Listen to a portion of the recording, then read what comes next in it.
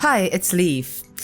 Okay, so my Time at Evershine's Kickstarter campaign has reached $2.5 million. So we unlocked the 20 new outfits and rival romances. And of course, this allows Pathea to not put Evershine in early access, which means they will be able to focus on just making the game as a whole and not spread themselves thin by working on essentially almost 2 games at once, the publicly available part and everything else. Of course, the alpha access for the backers who pledged $35 and more is still happening, but that's a different story. Alpha is alpha. Obviously, that also means we won't be able to discuss any details until the game's full release, because NDA, and we're gonna have to rely solely on what the devs decide to reveal, which is not gonna be easy, because if you play the game for a while and get used to discussing things freely with the devs and fellow alpha testers, the boundaries between what you know and what is public knowledge tend to get blurry very fast, in your head at least. So it's safer not to say anything at all, which will be even harder. But yeah, leaks are not always a result of ill will, sometimes they're just honest mistakes. And speaking of leaks, if you're on Pathea's Discord server, you probably know that the invisible love interest, Victor, is now associated with leaks, for, I believe, obvious reasons. So much so that the devs played along, and if we assume that this is for real, fried leeks are his favorite food now. Oh, and it turns out we were right. The eye at the end of the trailer indeed belongs to him.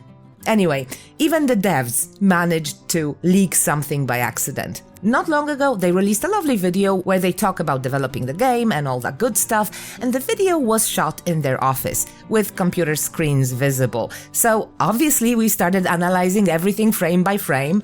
It's normal, right? We're not weird. And the funny thing is, the devs even mentioned us sniffing things out and called us detectives in this very video. And lo and behold, we really proved them right. Because someone found Victor. It's a tiny snippet, like 5 milliseconds long, but someone found it, made a screenshot and enlarged it. And then someone also fixed the perspective, made it even bigger, and we ended up with this. Technically, it doesn't count as full reveal because we really can't see the details of his face, but at the same time, it's clear enough for us to know more or less what to expect, at least the general gist of it. In light of this, the devs promised that Victor would appear in the 3D render celebrating the $2.5 million stretch goal. Some of us assumed this meant full reveal, some suspected that we're gonna get trolled again, but we were all hoping for something, at least some more crumbs. Because when the devs say, and I quote, "Avery is the cold one, Ragnar is the fun one, and Victor is the hot one," you are forgiven for getting a little bit curious. And, well, describing what was happening in the Discord after we hit that 2.5 million would be very difficult. It was chaotic. A lot of excitement and pure chaos. And everybody was waiting for that render to drop. Nobody knew if they would actually show Victor or if they would troll us. And they kinda did both. Because Victor is in the picture, absolutely. But, well. So they didn't really show us anything we didn't already know. But to be honest, I am very glad they didn't.